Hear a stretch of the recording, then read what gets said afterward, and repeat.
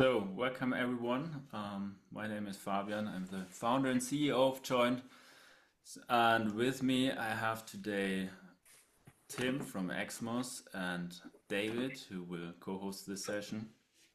And yeah, a little background on me. I've been working with D&B Audio Technic back then since 2016 on the standardization of AVBMilan. And there I've learned about, it's great to have open standards, but it's still a big hassle to integrate that. And that's why we came up with founding Join to make the integration of network technology easy for audio manufacturers. And yeah, that's what we are here for. We have software solutions for you.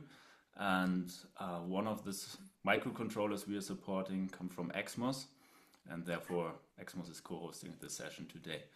Tim, do you want to Yeah. share a few So words about XMOS and yourself? yeah, just like to say thank you everybody for joining this call, and a special thanks to those in Asia that have actually stayed up late to join this call. My name is Tim Robjohns. I'm the product marketing director for XMOS. We're providing the platform which Joined has utilized to enable Milan and AVB on our stack. So we're very excited and looking forward to this hands-on session in getting everybody forward in how they can implement Milan and next steps on XMOS platform, etc. Thank you. And also welcome, David. You have the technical background at XMOS, so please also introduce yourself. Yeah, sure. So David Banton, I've been working with XMOS now for 6 years. So I'm a field application engineer for the EMEA region. So here to support both Joined and also our customers and you all in the future. Welcome. So why are we doing that? We have talked a lot to users and manufacturers out there in the field, and there's a common pattern that really keeps recurring. And what everyone is complaining about is actually that existing solutions are too complicated to configure, especially when it comes to switch configuration in order to make the whole network more reliable. So reliability is a need, and of course interoperability across manufacturers is also needed because you want to connect a microphone to a mixing desk to a loudspeaker with every device coming from a different vendor. And with that in mind, the Milan initiative was found. It's supported by many well-known brands. I was working with D&B Audio Technic back then, since the first hour of the standardization of Milan, also together with direct competitors like L Acoustics, Meyer Sound, who are backing this up, but also switch vendors are there. I think that's very important to notice here. So what is a network? Let's briefly define that before we look into the implementation details. We have AVB as a technology sitting especially on the switches and the endpoints. So we have a switch infrastructure which supports AVB technology in order to handle stream reservation and very accurate synchronization. And the Milan specification actually sits in the endpoints, like microphones who send to the network, or mixing desks which can send and receive, or loudspeakers that are just receiving streams. And of course we have also control applications sitting on laptops or PCs or Macs. And there's an organization called the Avenue Alliance. Under that umbrella, the Milan specification is getting defined, and all that is based on IEEE standards.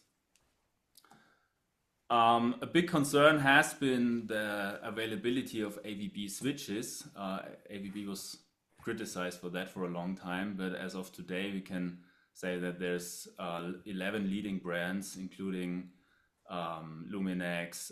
We did a webinar with Netgear. Also some speaker brands have their own switch implementations. So overall, you find a variety of 148 certified switches today in different price ranges with different feature sets. So there's really no excuse any longer not to use an AVB switch, I think. I mentioned it already, we see AVB as the basic technology. So if we go from left to right, we see legacy Ethernet, all yeah, the internet is based on that basically, right? We have this is a standard that celebrated 50 years already, but there's also an evolution of the Ethernet technology, and that's what AVB, or now also called TSN standards, do. Ethernet originally was not deterministic. It was not supposed to handle synchronous tasks, but now we are adding this deterministic behavior and the capability to achieve very accurate synchronization. And the building blocks in that is the precision time protocol. We have the stream reservation protocol, which is very important to make it reliable. And we have this forwarding, queuing, and shaping mechanisms in the switches.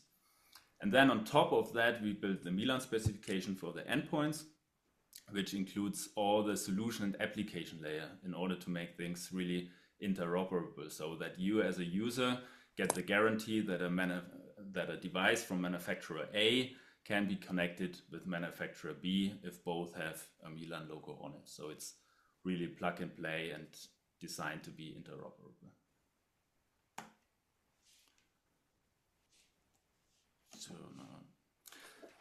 So when it comes to the integration of Milan technology, there is two core building blocks, I would say. You need a real-time microcontroller. This is what we use here from XMOS in this example. And what we deliver from JOYNED is the software. So our software includes all the discovery and control mechanisms needed to operate a Milan network. Has the AEF and CRF streaming. It has all the capabilities to do the media clock recovery, the stream reservation protocol in order to handle the bandwidth reservation with the switches, PTP to have a common time base, and we, in our software suite, we also include the drivers to handle peripherals like the PLL or I2S TDM driver, so you can interface with a codec or other DSPs. And on the other end, we need an Ethernet PHY in order to interface with the network, of course. That's peripherals that we have all covered with our software. So together with the XMOS microcontroller, we're building the complete solution. So what we need here is really a deterministic microcontroller, actually. And yeah, this will be introduced now by David a bit more, who will share details about the architecture of XMOS microcontrollers before we then will take a closer look at the integration process for your product design. Yeah, thanks, Fabian. So this is basically our architecture. It's kind of a tale of two halves. You've got the two tiles, tile 0 and tile 1. In each tile, you've then got up to eight logical cores. Then they share the ALU, internal SRAM, OTP, and hardware response ports. And they communicate through, and essentially that's duplicated on both sides through each tile. And they communicate all through this cross-connect switch. So if you have a look at the ALU, this has actually got it's got a vector unit in there. It's got floating point and a high precision multiplying accumulator as well. The SRAM, I can't actually see it. Yes, okay. The SRAM is on the device that JOYNED are using is 256 kilobytes within the tile. And then the later device is actually 512. So you've got, in the later device, you've got overall 1 megabyte. So what you'll see here is that, well, if you look at a standard operating system, you would have, or a real-time operating system running on a single core, what you'd have is like a software scheduler that's basically switching those threads in and out. And what you'll find on our device is that they are actually switched using a hardware scheduler. These are hardware threads using a hardware scheduler, and they all run concurrently. So if you imagine simplistically, if you put a GPIO line on the input, and each of these threads responding to that GPIO line, if that GPIO line goes high, they would all respond concurrently at the same time. So they're all kind of running independently. And what was noticed from this is that we don't actually supply any particular IP blocks like I2S, I2C, actually as a hardware block. So what we do is actually we implement these in software. So just up here, it says there's a hardware response port, and we'll come on to ports in another slide. But effectively what we're doing is attaching a thread to a response port, and that becomes a peripheral like an I2S or an I2C. So what we're doing now is we're making the whole device software defined, And as we'll see a little bit later on, is that, like, for example, the Mac is actually implemented across several logical cores.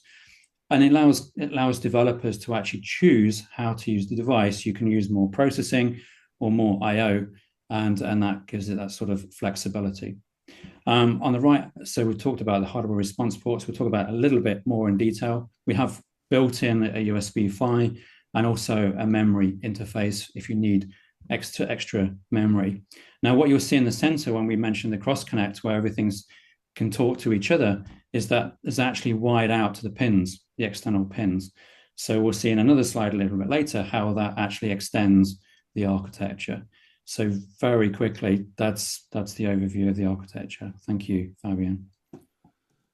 Yeah, and this is actually how we use it. So now we've heard we have many logical cores that we can assign to many asynchronous tasks actually, and that's, I think, the exciting fact about doing a network implementation. At the end, we want to have a very synchronous behavior, but the tasks we need to handle are very asynchronous. So what we have, for instance, is we have one core allocated for the I2S or TDM driver. Then we have one core for the GPTP thread running the precision time protocol. There is a thread doing all the listener functionalities, so all the depacketization, receiving packets from the network. There is a separate thread for the talker. So here you can already see, depending on what type of product you make, the feature set may or the resource usage might vary. So you might free up resources if you are a loudspeaker and you have listener only. You don't implement a talker, then you have a core free for other things like DSP stuff. We have one task doing all the control stuff. We have a task doing all the buffer management. We have a separate task for the stream reservation protocol, and we have another task doing all the persistence and flash handling. That's sitting on tile 1 on the right side. On the left side, we need one thread for the serial management interface to interface with the PHY. And then depending on the bandwidth requirements, we use a couple of tiles, a couple of cores for the Ethernet MAC running at 100 Mbit, or the rest of the cores for running gigabit RGMII. David, if we want to scale this whole thing to do a bit more on it, there's also an option available, right? There is, yes, indeed. So as you can see from this diagram, and well, as we describe the architecture as two tiles, we can actually, and as we alluded to, you've got the cross connect here, and that cross connect, as we said, was actually bonded out to external pins. What that allows us to do is to actually add another two tiles to the application. And so what happens is once you actually connect that together, you can actually boot up both of those devices as one application. So it's completely extensible. Now it can go many devices, but typically our customers go from between 1 and 2. And what you can see here is that if you need extra I/O or extra anything, whatever you've currently got, for example, it could be extra DSP, then obviously you can add that. And if you want to put a USB on here, so it's very extensible, is what we're saying on this slide. Thank you. I think it's worth to be mentioned here that XMOS also has a strong background in USB audio, right? So you can imagine some applications for stuff like that as well.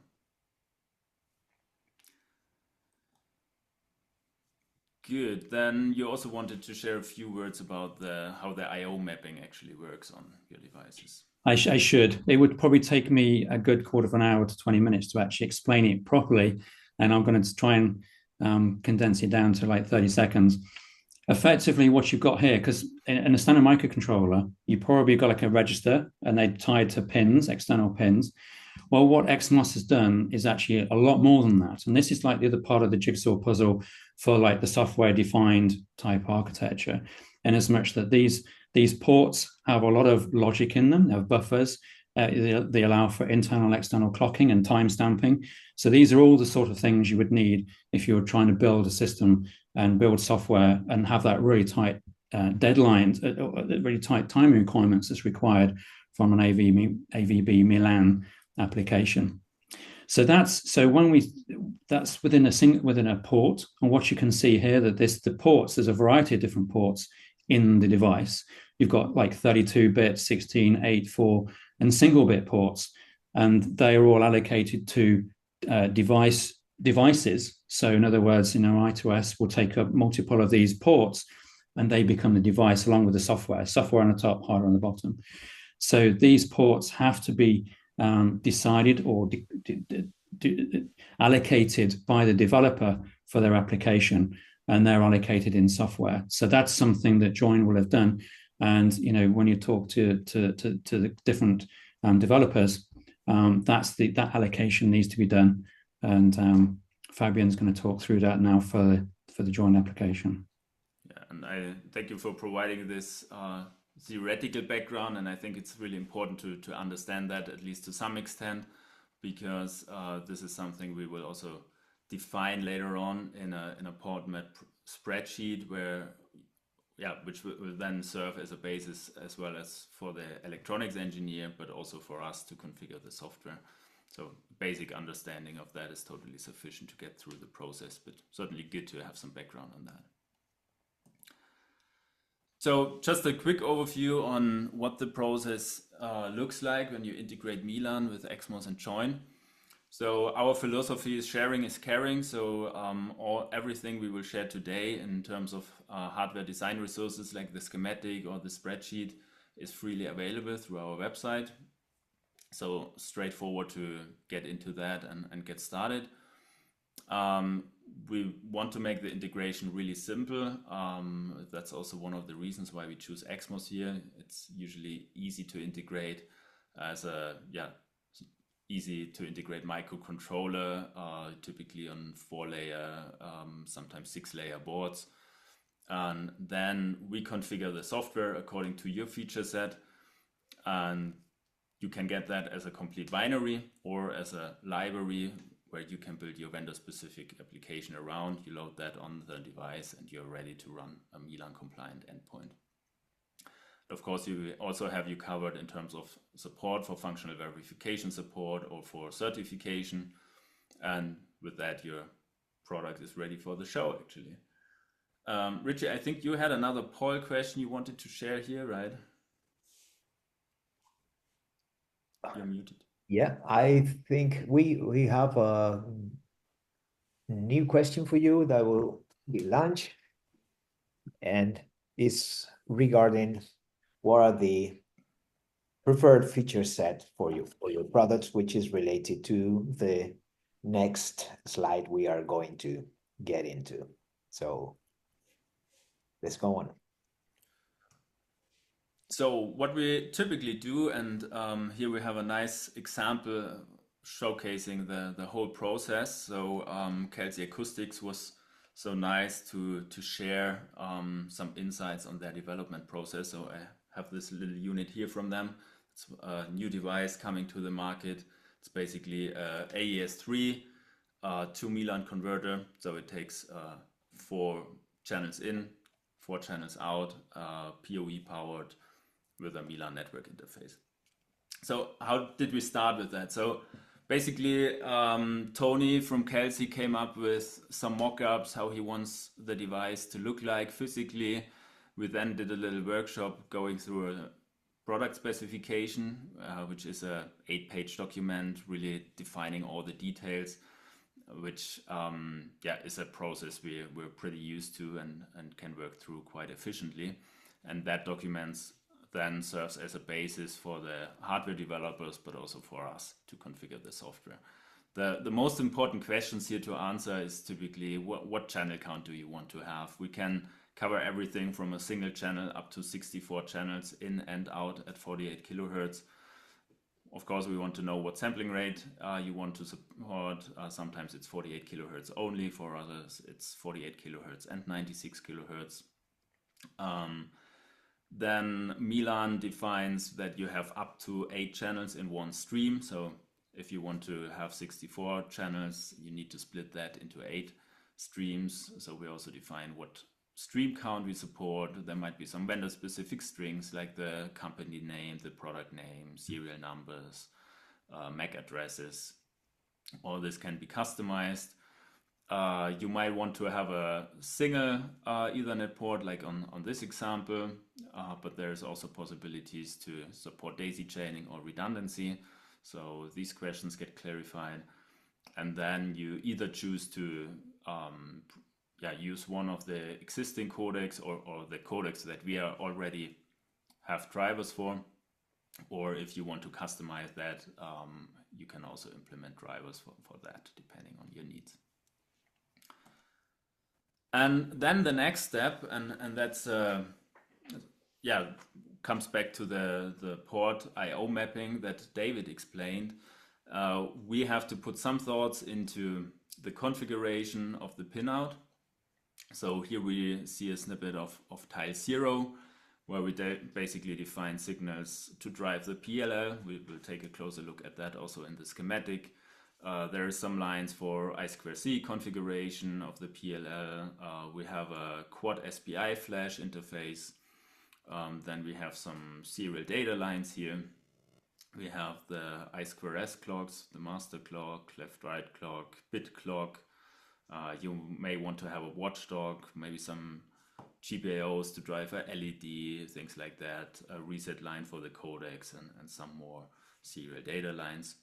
And that's basically it. A bit of debug interface that we use to flash the software. And then on the second tile, it's purely used for the Ethernet interface, which is also implemented in software.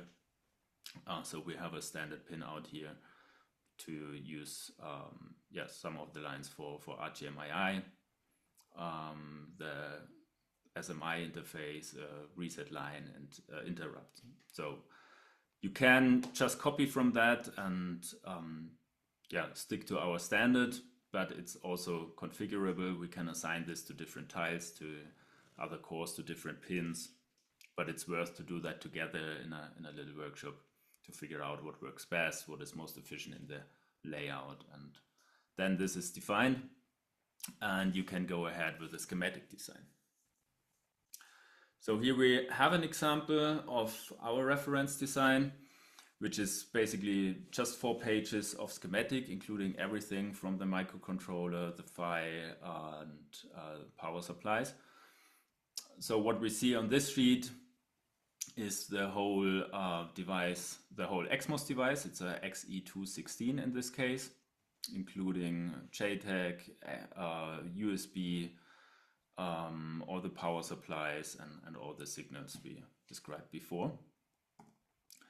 Then on this sheet, we see the reset logic and the power supplies. So basically, an XMOS microcontroller requires 2 voltages, a 1 volt supply and a 3.3 volt supply. And depending on the Ethernet PHY you use, you might have another 2.5 volt supply, but it's a maximum of 2 to 3 power supplies needed here. This sheet covers completely the PLL circuit. So typically we use standard oscillators with 24 megahertz. That's providing the reference to the PLL. And some of the magic happening in software is to drive this clock recovery. So basically we need one line, and there it's beneficial to have this very precise timed IOs from the XMOS microcontroller to provide the clock into the PLL, and on the output we get the master clock, which we later use also to divide it down to the left-right clock and the bit clock for I2S. This is probably the most complicated part, but I would say still very feasible for those who are coming from an analog world. That is maybe the new part, to have higher speed signals and do Ethernet. But still, here we have an example with a 100 Mbit network interface. So on the left, we have the RJ45 connector, we have the magnetics, and we have Ethernet PHY. And that's it. With that, you get the whole network interface implemented. Just a couple of notes on the layout when it comes to Ethernet, because I think this will be the new part that especially someone who is coming more from an analog world is maybe new to. So for the MDI signal, so that's the signals between the Ethernet PHY and the RJ45. There you want to consider length matching. For 100 Mbit connections, this is a bit more loose than for gigabit. And you want to consider differential pair routing with a 100 ohm impedance typically. And on the other side of the PHY, so between the microcontroller and the PHY, we have RGMII signals. So there it's important to handle the serial termination on the TX side. You want to have length matching. And a question that comes often up is on the TX clock of the RGMII bus, you typically implement a half bit time delay, which is equivalent to 2 nanoseconds when you run with a 25 megahertz timer. But this is something that can also be handled in software. So if you length match all the traces on the RGMII, then you are covered and we do the rest in software. Yeah, and then it already comes to the software configuration. So we have the port map defined, and this is basically what we do here on the right. This is a code snippet from our main .exe file, which is one of the parts that might get customized, where we define all the pinout. The other input is a configuration header. So here we define what audio interface type you use, what is the number of streams, what is the number of media outputs and inputs.